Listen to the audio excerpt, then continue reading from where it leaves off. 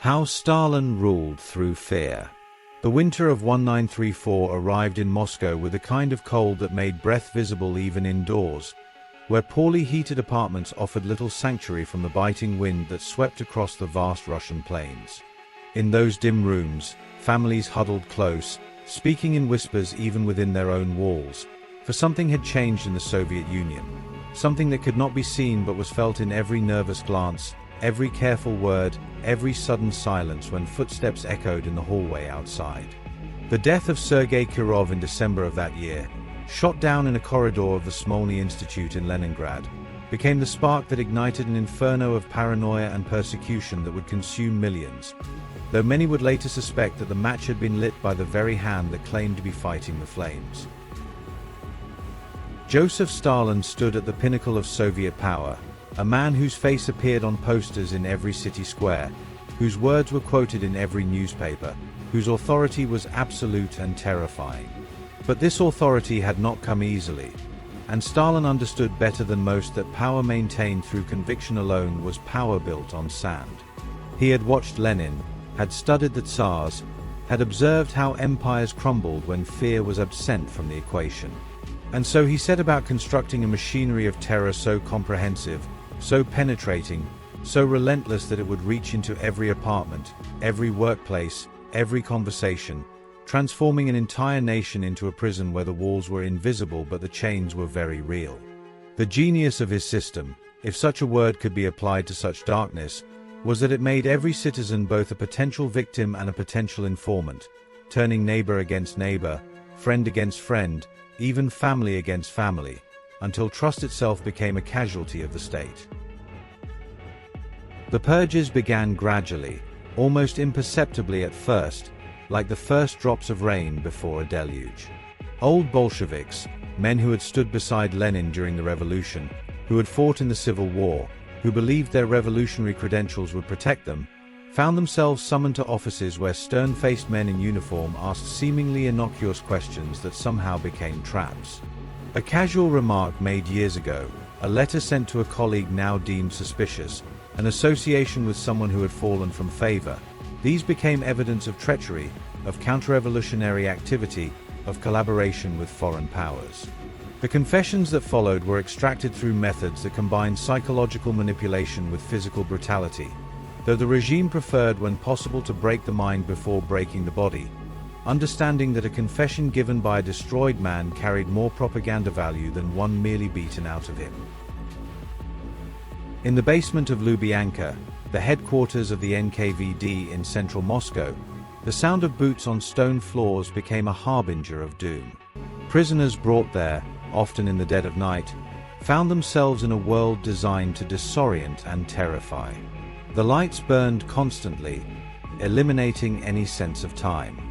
Interrogations could last for hours, for days, with multiple interrogators taking shifts while the prisoner was denied sleep, denied food, denied even the comfort of knowing what they were accused of. The questions came in circles, repeating, contradicting, catching inconsistencies that might be innocent confusion but were treated as proof of guilt.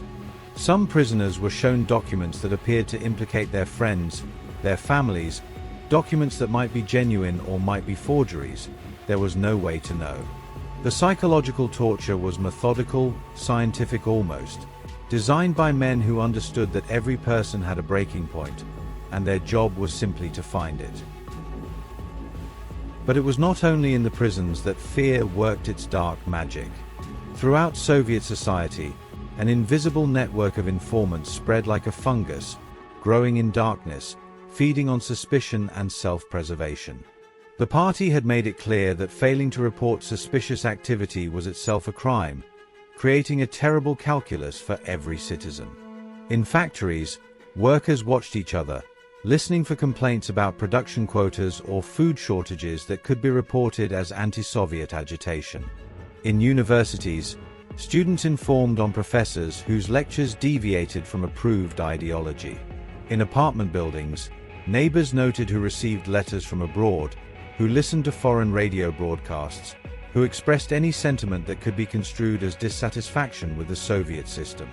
The regime encouraged this atmosphere deliberately, understanding that a population that could not trust anyone was a population that could not organize resistance. Children were taught in school to be vigilant, to report even their parents if they heard counter-revolutionary talk at home. The story of Pavlik Morozov, a boy who supposedly denounced his father to the authorities and was murdered by his relatives in revenge, was held up as an example of heroic Soviet youth, though the truth of the story was far murkier than the propaganda suggested. But the message was clear: loyalty to Stalin and the party superseded all other bonds, all other obligations.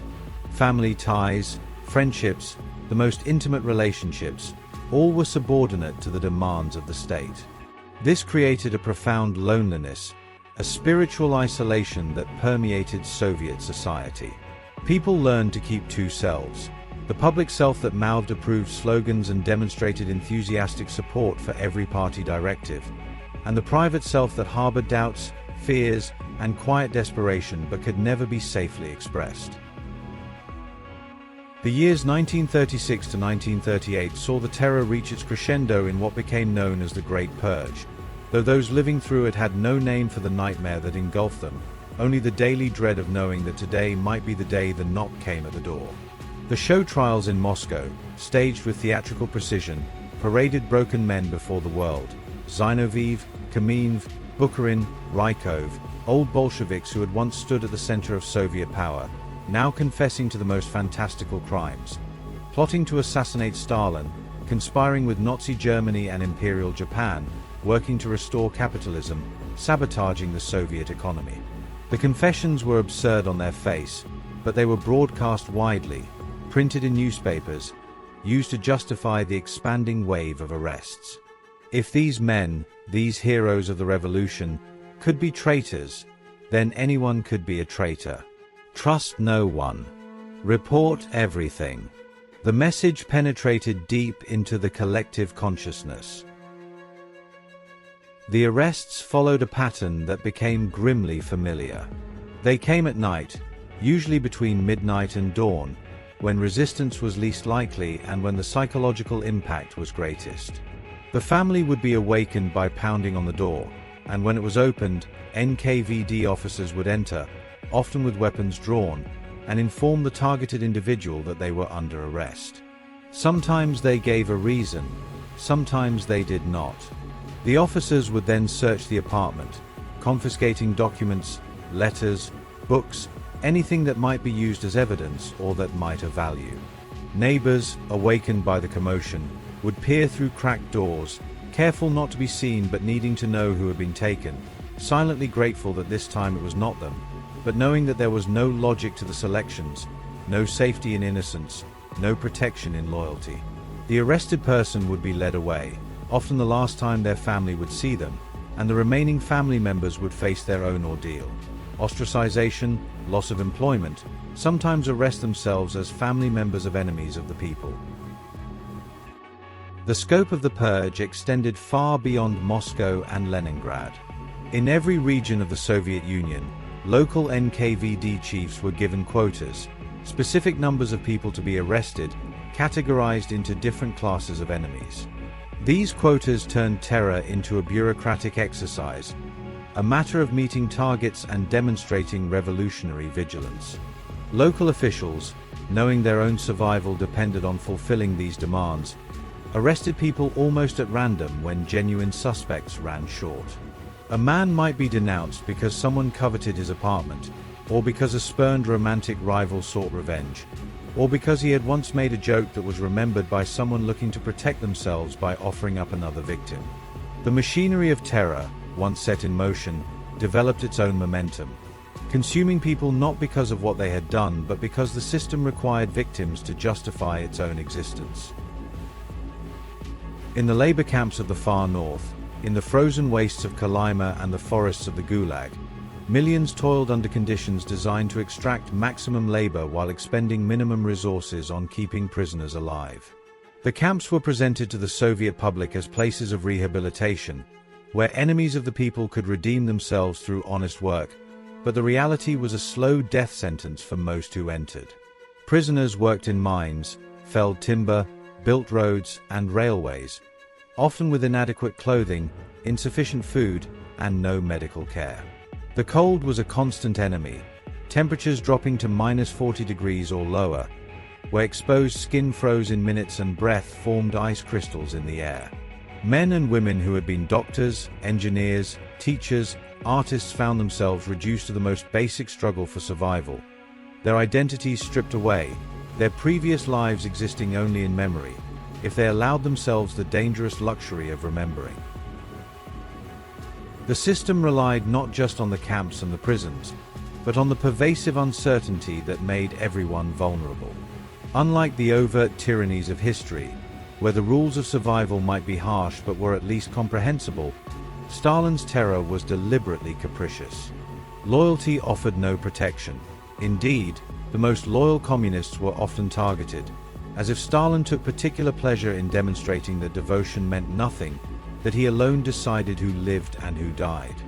The old Bolsheviks were systematically eliminated, their knowledge of party history, their memory of debates and decisions, making them dangerous to a leader who was rewriting that history to place himself at the center of every triumph. The military was gutted, with thousands of officers arrested and executed, leaving the Red Army dangerously weakened on the eve of World War II. But Stalin apparently deemed the political risk of an independent military more dangerous than the strategic risk of destroying its leadership. In the cities, certain professions became particularly dangerous. Intellectuals, writers, artists, anyone whose work involved independent thought, lived under special scrutiny. The party line on literature, on music, on art could shift without warning, and a work praised yesterday could become evidence of bourgeois deviation today. Writers learned to practice self-censorship so thoroughly that it became automatic, an internal editor that killed dangerous ideas before they could even be fully formed.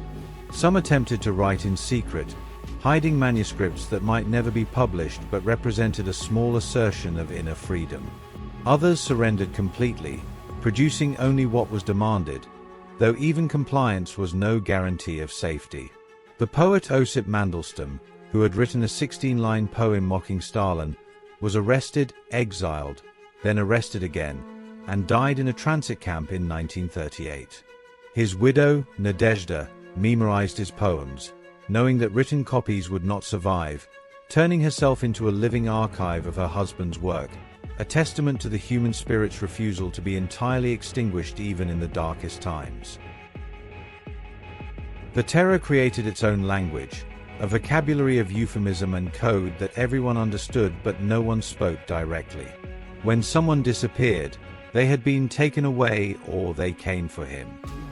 The number of years in a camp sentence was referred to obliquely. 10 without the right of correspondence meant execution, a fact everyone knew but that maintained the fiction of due process. Families of the arrested learned to speak in whispers, to burn photographs and letters that might be incriminating, to deny their relationships with disappeared relatives if questioned. Children were taught to say their parent had abandoned them, that they denounced their parents' crimes, that they owed loyalty only to Stalin and the party. Some believed this, their young minds unable to reconcile love for a parent with the designation of that parent as an enemy of the people. Others lived with the cognitive dissonance, loving and denying simultaneously, a psychological torment that left scars lasting generations.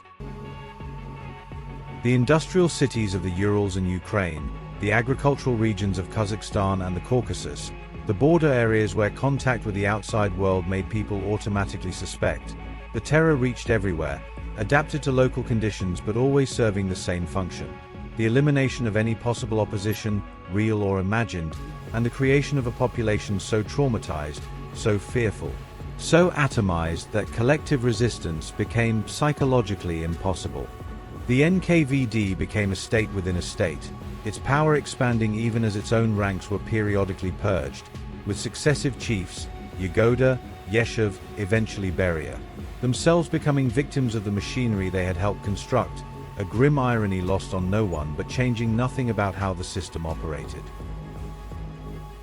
Through it all, Stalin remained distant, almost ethereal, his role in ordering the terror carefully obscured behind layers of bureaucracy and the actions of subordinates who could be blamed and purged when convenient.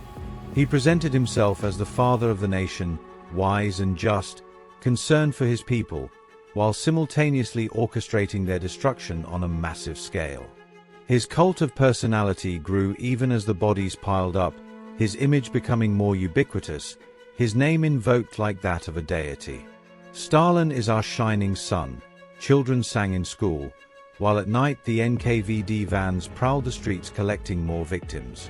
The disconnect between propaganda and reality was so vast that it created a kind of mass delusion, or perhaps mass pretense, where everyone performed belief in the official narrative while knowing in their hearts that it was a lie, but knowing also that acknowledging that lie meant death.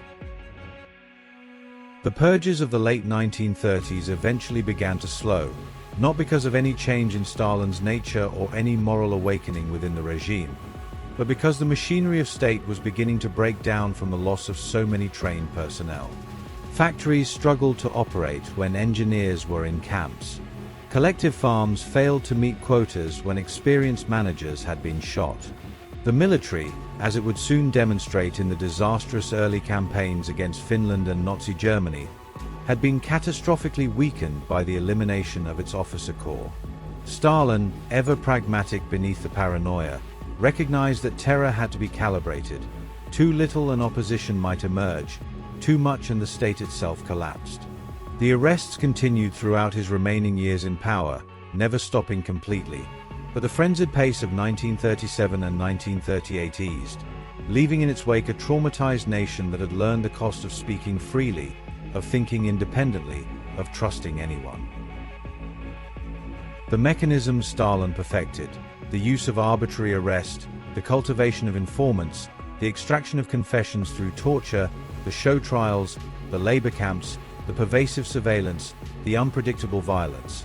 These became a template that would be studied and copied by dictatorships around the world. But beyond the mechanics of repression, Stalin's deepest achievement was psychological. He created a society where people internalized their own oppression, where the fear of speaking became so ingrained that external enforcement was almost unnecessary. The terror lived inside people's minds, shaping their thoughts, limiting their imaginations, constraining their lives even in moments when no NKVD officer was present. This internal colonization of the human spirit was perhaps his most complete victory, transforming Soviet citizens into accomplices in their own subjugation, creating a pyramid of fear where everyone was simultaneously victim and perpetrator, watched and watcher, prisoner and guard. In the years after Stalin's death in 1953, when Khrushchev delivered his secret speech exposing some of the crimes of the Stalin era, survivors emerged from the camps, families learned the fates of disappeared relatives, and the Soviet Union engaged in a limited reckoning with its past. But the full truth remained too large, too horrifying, too implicating of too many people to be fully confronted. The mechanisms of terror were dismantled slowly and incompletely, and the culture of fear Stalin had created persisted long after he was gone, embedded in institutions, in social relationships, in the psyches of people who had learned that survival meant silence, compliance, and the careful performance of loyalty. The specific number of Stalin's victims remains debated. Estimates range from millions to tens of millions, depending on how deaths are counted, but the numbers, staggering as they are, cannot fully capture the texture of what was lost. The friendships poisoned by suspicion, the talents wasted in camps, the ideas never expressed, the courage slowly eroded, the trust destroyed. The countless small surrenders of human dignity that occurred every day across an entire society for decades. The winter wind still blows cold across the Russian plains, carrying with it the ghosts of those who disappeared into the night, who confessed to crimes they did not commit, who died in frozen camps, who betrayed friends to save themselves, who maintained their humanity against impossible odds, who were ground down by a machinery of terror that made death almost incidental compared to the slow annihilation of the human spirit. Stalin's rule stands as a testament to how fear can be weaponized, how trust can be destroyed, how an entire society can be transformed into a prison where the bars are psychological and the guards are everywhere and nowhere. The mechanisms he perfected were not supernatural or beyond understanding. They were calculatedly human in their exploitation of human weakness, human fear, human desire for survival. And in understanding how thoroughly he succeeded in ruling through fear, we confront uncomfortable questions about the fragility of freedom, the malleability of truth, and the terrible efficiency with which terror, once unleashed, can consume everything it touches, leaving behind only silence and the memory of what was lost.